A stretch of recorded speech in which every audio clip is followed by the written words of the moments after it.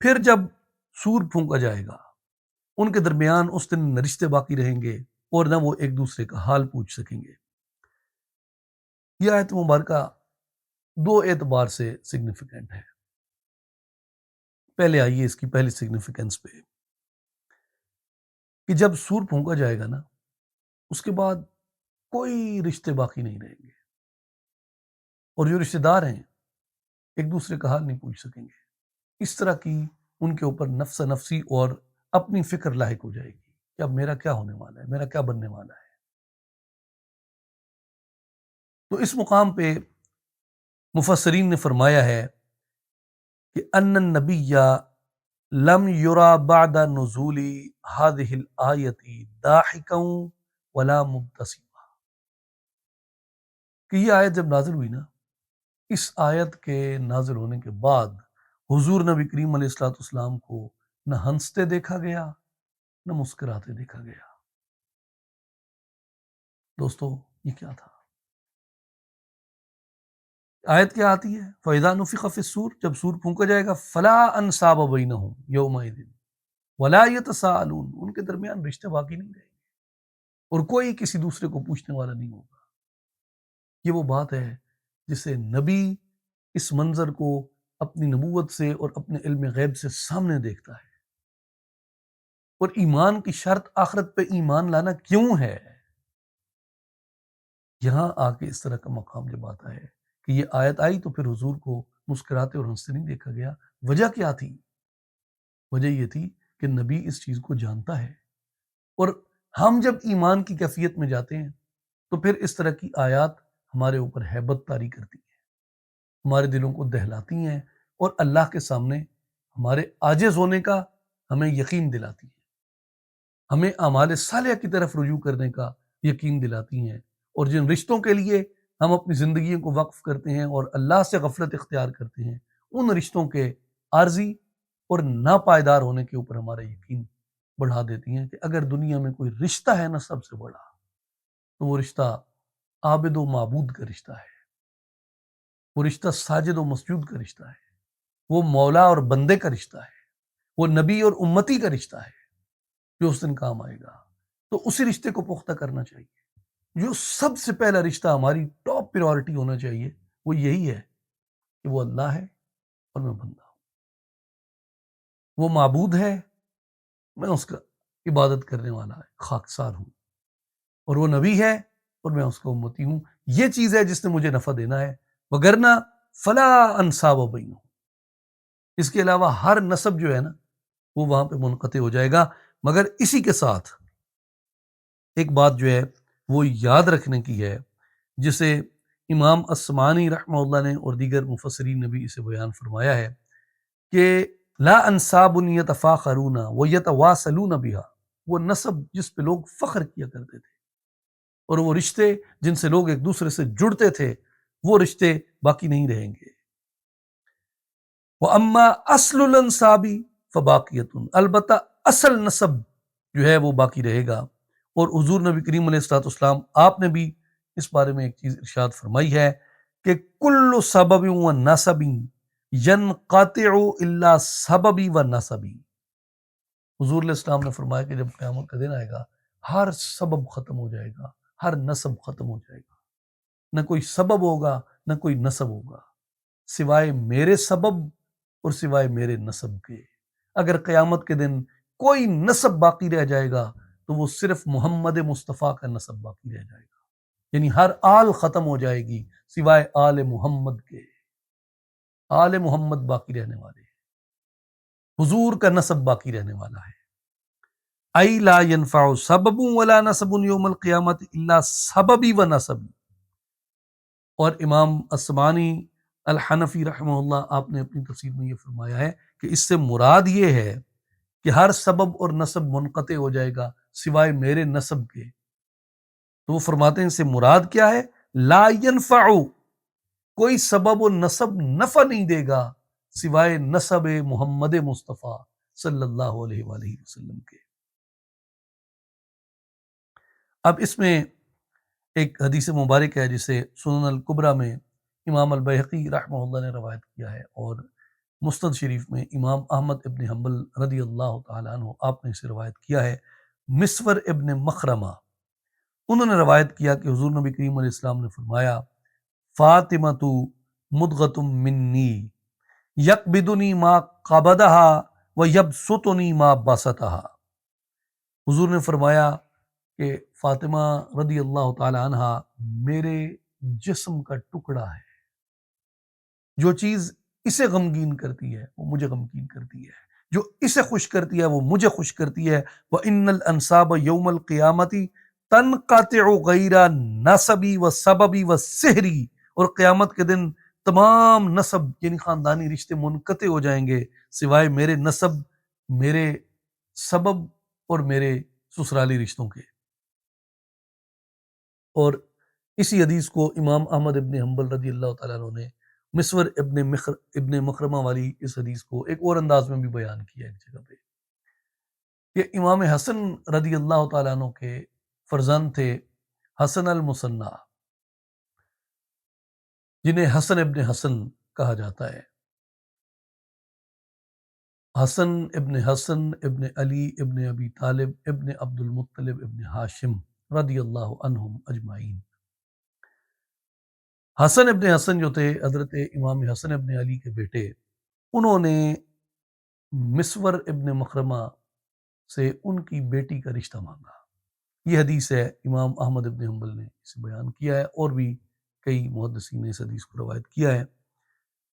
تو مسور نے عرض کیا کہ ما من سبب ولا نسب ولا سحر احب الی من نسبکم و سحرکم۔ عرض کی حضور، اے حسن ابن حسن، میرے نزدیک آپ کے نسب سے عالی کوئی نسب نہیں، اور آپ کے سسرال سے عالی کوئی سسرال نہیں۔ ولیکن رسول اللہ صلی اللہ علیہ وسلم قال فاطمۃ شجنۃ منی یسبطنی ما بسطها و یقبضنی ما قبضها۔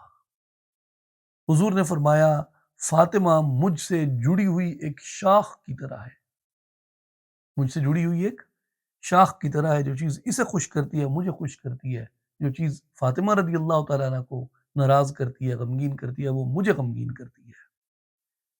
وَإِنَّهُ يَنْقَطِعُ يَوْمَ الْقِيَامَةِ الْأَنْسَابُ وَالْأَسْبَابُ إِلَّا نَسَبِي وَسَبَبِي، اور بے شک قیامت کے دن ہر نسب اور سبب منقطع ہو جائے گا سوائے میرے نسب اور سبب کے۔ اب اگلا جملہ سنیے، سبحان اللہ، کمال کا ہے۔ وَتَحْتَكَ ابْنَتُهَا، اے حسن، آپ کے گھر فاطمہ رضی اللہ تعالیٰ عنہ کی بیٹی ہے۔ وَلَوْ زَوَّجْتُكَ قَبَضَهَا ذَلِكَ، اگر میں نے اپنی بیٹی آپ کو دی تو میری بیٹی دختر فاطمہ پر سوتن بن کے آئے گی، اور یہ چیز سیدۃ النساء کو پریشان کرے گی، ان کی ناراضگی کا باعث بنے گی۔ اب حسن ابن علی، ان کی جو زوجہ تھیں وہ حضرت امام علی مقام سید الشہداء شہید کربلا امام حسین ابن علی رضی اللہ تعالیٰ عنہ کی شہزادی حضرت فاطمہ صغریٰ تھیں، یعنی فرزند امام حسن کے، اور ان کے گھر جو زوجہ ہیں وہ امام حسین کی بیٹی ہیں حضرت فاطمہ صغریٰ۔ اب مسور ابن مخرمہ کو امام حسن کے بیٹے حسن المثنیٰ نے کہا کہ اپنی بیٹی کا رشتہ مجھے دو۔ انہوں نے آ کے کہا حضور آپ کے نسب سے بڑا نسب کوئی نہیں، اور مجھے سب سے زیادہ عزیز وہ ہے، مگر حضور سے میں نے حدیث سنی کہ جو چیز فاطمہ کو پریشان کرتی ہے وہ مجھے پریشان کرتی ہے، اور میری بیٹی جب سوتن بن کے آئے گی تو آپ کے گھر میں حسین کی بیٹی ہیں جو کہ ایک اعتبار سے وہ بھی دختر فاطمہ ہیں، یعنی حضرت امام علی مقام کی بیٹی ہیں، حضرت فاطمہ تو زہرا کی پوتی ہیں، تو یہ چیز انہیں پریشان کرے گی۔ تو جو چیز انہیں پریشان کرے گی وہ رسول اللہ کو پریشان کرے گی، اور میں رسول اللہ کی ناراضگی کیسے مول لے سکتا؟ تو اس میں اب غور کرنے کی بات یہ ہے کہ مسور نے جب کہا کہ جناب وہ سیدۃ النساء کی پوتی آپ کے گھر ہے اور میں اس پہ سوتن لایا، تو وہ سیدۃ النساء کے لیے تکلیف کا باعث ہوگا، جو میرے لیے ٹھیک نہیں ہے۔ تو حسن المثنیٰ انہیں کہہ سکتے تھے کہ مسور تمہیں بھی پتہ ہے کہ حضرت سیدۃ النساء کو تو وصال کیے عرصہ گزر چکا ہے، میں ان کا پوتا ہوں، اور تم بھی جانتے ہو کہ وہ گزر چکے ہیں، اور میں بھی جانتا ہوں کہ وہ گزر چکی ہیں۔ مگر مسور بھی جانتے تھے اور حسن المثنیٰ بھی جانتے تھے کہ سیدۃ النساء گزر چکی ہیں، اور جو گزر گئے ہیں ان کے بارے میں اس سے ثابت ہوتا ہے کہ اہل بیت کا بھی یہ عقیدہ تھا اور صحابہ و تابعین کا بھی یہ عقیدہ تھا کہ وہ گزر گئے ہیں، اپنی قبور مبارکہ کے اندر ہیں، مگر ابھی بھی اپنے نسب کے احوال سے غافل نہیں ہیں۔ اپنی قبر مبارک میں بھی اپنی مبارک نسل اور نسب کا انہیں رنج بھی ہوتا ہے اور ان کے ساتھ اچھائی کرنے کی خوشی بھی ہوتی ہے۔ اس لیے حسن المثنیٰ بھی خاموش ہو گئے، اور مسور نے بھی جو ہے وہ اس عذر کو آگے نہیں بڑھایا، کیونکہ وہ بھی سمجھتے تھے کہ میں جس سے بات کر رہا ہوں وہ میری بات کو سمجھ رہا ہے۔ تو تابعین کا، اکابرین کا، سلف صالحین کا یہ عقیدہ تھا کہ سادات کرام سے بھلائی کرنا آج بھی حضرت سیدۃ النساء کی خوشی کا باعث ہو سکتا ہے، اور سادات کرام سے ظلم کے ساتھ پیش آنا آج بھی حضرت سیدۃ النساء کے رنج کا باعث ہو سکتا ہے۔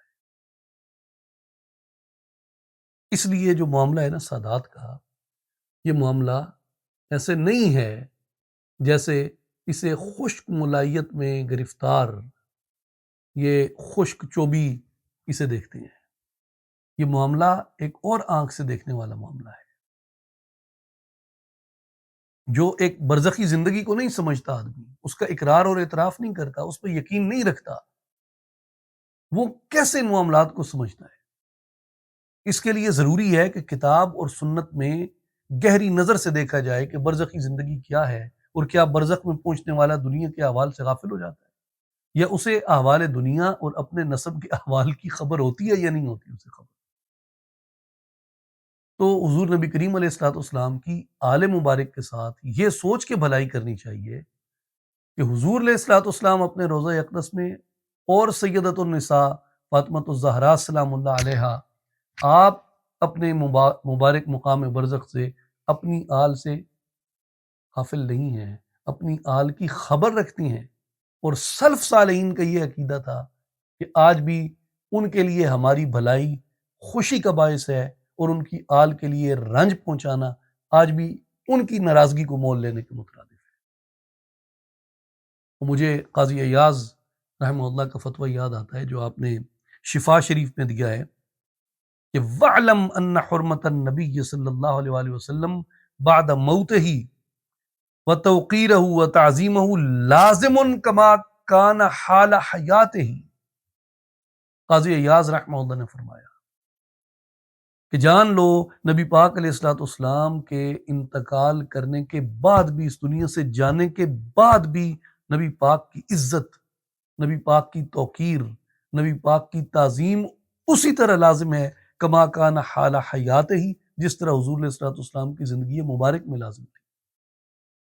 اور پھر آگے کہا قاضی ایاز نے وَذَلِكَ عِنْدَ ذِكْرِهِ وَذِكْرِ حَدِيثِهِ وَسُنَّتِهِ وَسِمَاعِ اسْمِهِ وَسِيرَتِهِ وَمُعَامَلَةِ آلِهِ وَعِطْرَتِهِ وَتَعْظِيمِ أَهْلِ بَيْتِهِ وَصَحَابَتِهِ۔